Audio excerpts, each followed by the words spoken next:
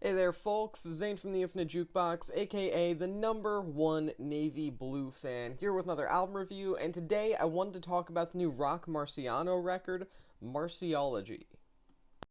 Having spent the entirety of the 2010s pretty constantly putting out record after record that would eventually go on to make up one of the most beloved discographies in the history of the East Coast underground rap scene, Roc Marciano spent the first few years of the 2020s continuing to punch his way through, continue to make a name for himself, and that was especially something he managed to do in the course of the past few years, thanks to some fairly noteworthy collaborations that he has been a part of, most notably collaborations with individuals like Stove God Cooks, as well as the absolutely iconic producer, The Alchemist.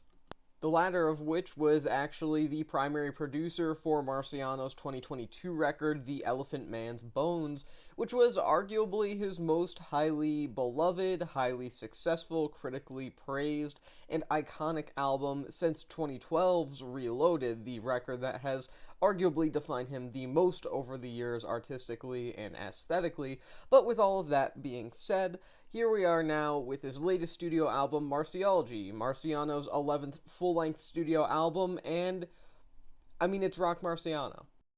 His dense lyrical style and generally idiosyncratic presence have managed to make Roc Marciano a fairly singular figure within the context of rap as a whole in the modern day, and as such, his latest studio album, Marciology, sees him demonstrate some of the best qualities of his sound and brand as an artist, while at the same time delivering about the same amount of material, the same style of material that anyone who's even remotely familiar with his back catalog will be expecting. And while I wouldn't say that's a bad thing, it might be for some people.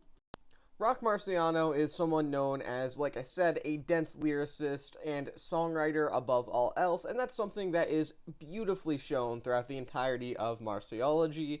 Roc's latest effort is filled with endlessly quotable lines that really do demonstrate just how amazing of a writer he can really be in his best moments, and even some of the more throwaway, less memorable lines that you occasionally get here or there don't really feel throwaway per se. They just don't feel as strong as some of the most impactful lyrics that you have on this entire record, and that's just kind of a given that not every single line is going to hit as much as the best do. I think a big reason why myself, as well as a lot of other people out there like Marciano, is because he can, generally speaking, rap about fairly run-of-the-mill topics, but manage to provide an interesting spin on things that feels fresh and unique, even if in reality he's talking about a lot of stuff that's been in the discussion for the more hardcore side of hip-hop for decades at this point.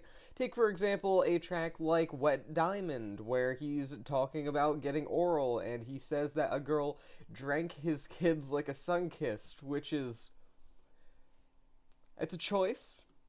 Or like how on Goyard God he's threatening to beat up his haters in the same way that Chris Brown beats women.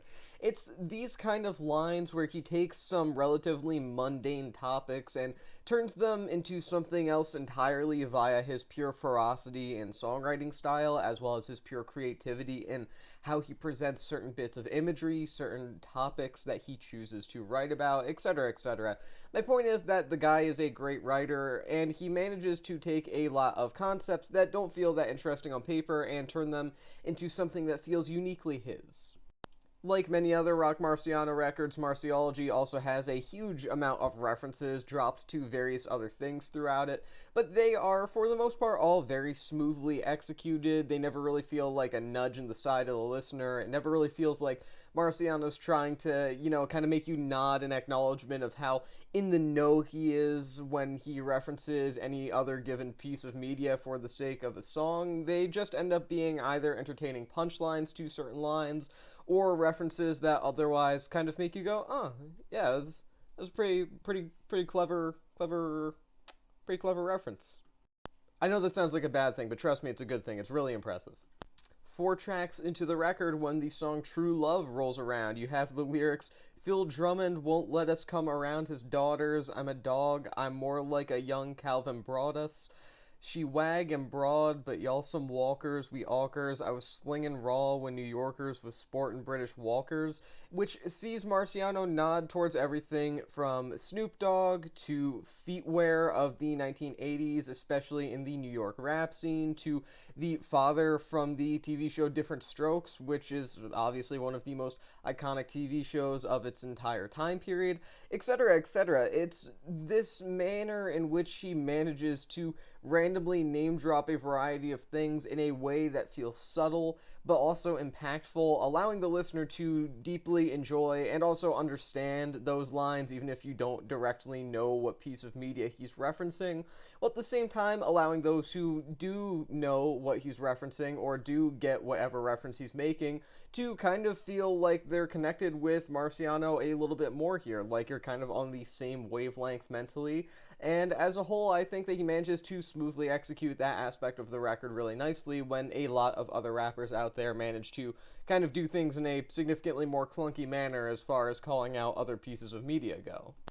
The general consensus, if you will, among the underground rap community is that Roc Marciano is one of the most notable heavyweights in terms of discussing thick, otherwise analysis-ready kind of songwriters who constantly put out records that feel like they're ready to just really have someone dive into and pick apart each individual line, which is something that I'm certainly not meant to do because I don't have the mental capacity for that. But for those of you out there who are, what's the term I'm looking for? Oh, smart.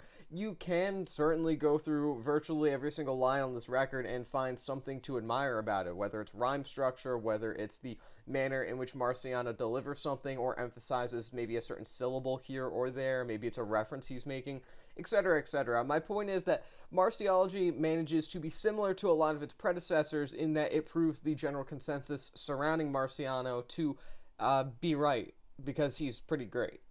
Much of the production throughout Marciology is pretty excellent as well overall, and that's something that has certainly defined some of the best Marciano records. Arguably the most important album of his career, 2012's Reloaded, as I mentioned earlier in this review, is defined by the grittiness of its production style. So it's nice to see the continued high standards for production value being found here on Marciology.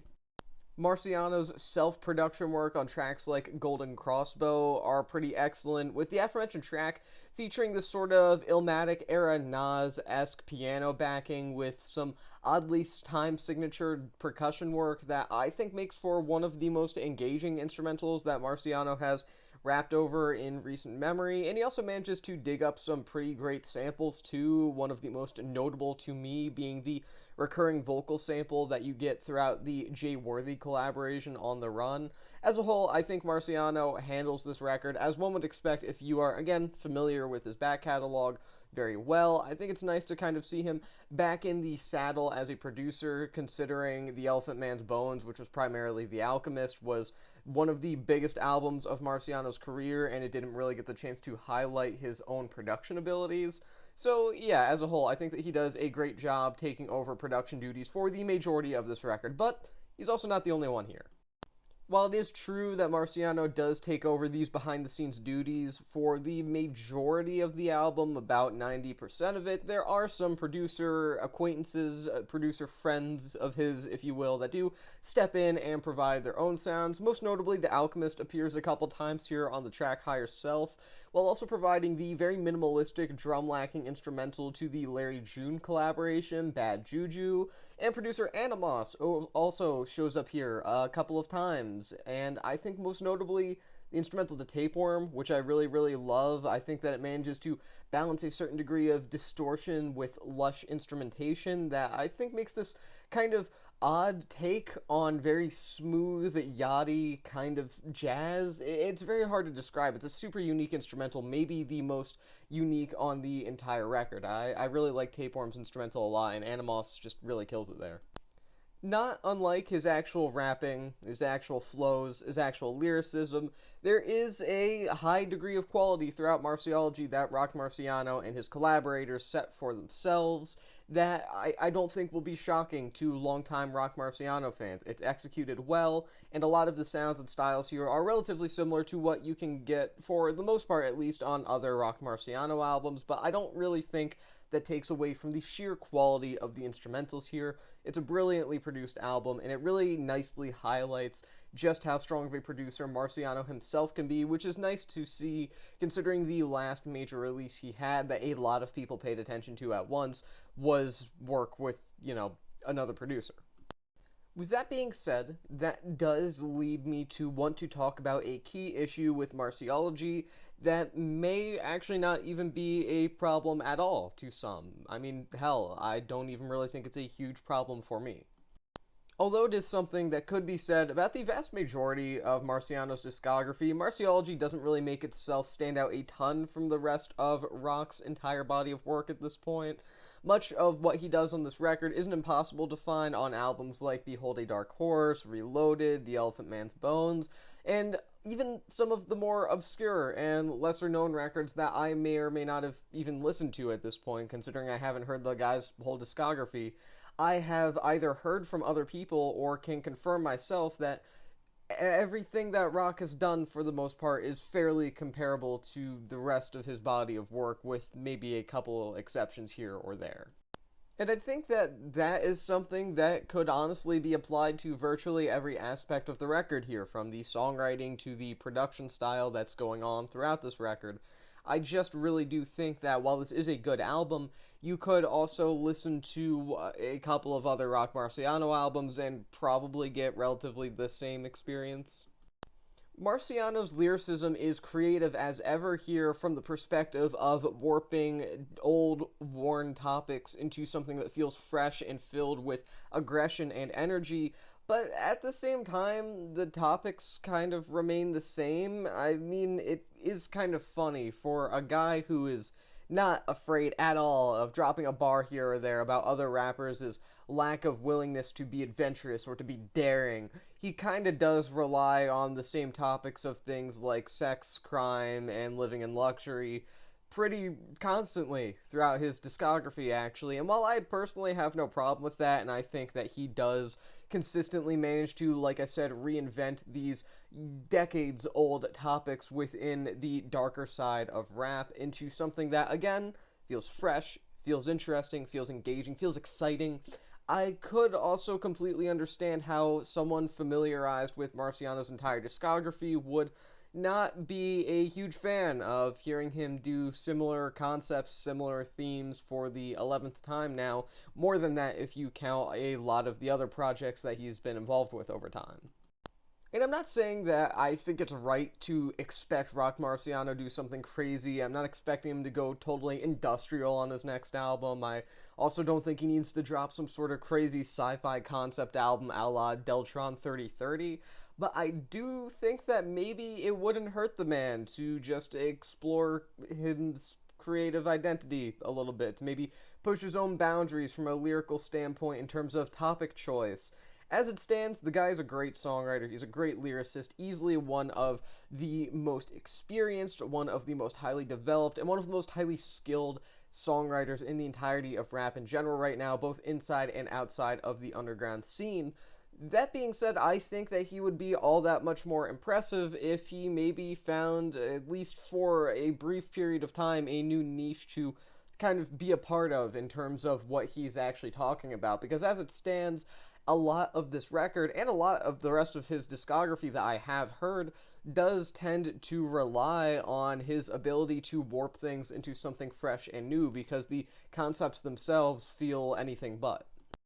I would also say the production here isn't particularly unique in the context of his discography, with the minimalistic percussion and the grimy noir atmosphere kind of being a staple of the Roc Marciano sound, if you will, at this point. Not to necessarily say no one else is out there doing the kind of style that's on this record, but you get my point. He's been working with a lot of the sounds here for well over a decade at this point in his career. In the appearance of producers that he's worked with, most namely due to the recency of having worked with him, The Alchemist, appearing here also do give this sort of reminiscent feeling of past Marciano works. And again, that's not necessarily a bad thing. I do enjoy his style. I just, again, could certainly see how someone would want him to, again, push his boundaries, explore a bit more creatively. Because with all of that being said, at the end of the day, all of these qualities are executed excellently. I can't complain about the method of execution for a lot of these qualities of the record. I think the record as a whole is very good, verging on great, outright excellent in some of its better moments, some of its highlight tracks. That being said, I think a listener looking for something new from Roc Marciano would be sorely mistaken to go into this record with that mindset. And honestly, at this point, I think you'd just be sorely mistaken to expect something totally new from Roc Marciano at all. I'm not saying that as an insult, just genuinely, I don't see the guy changing up his style anytime soon.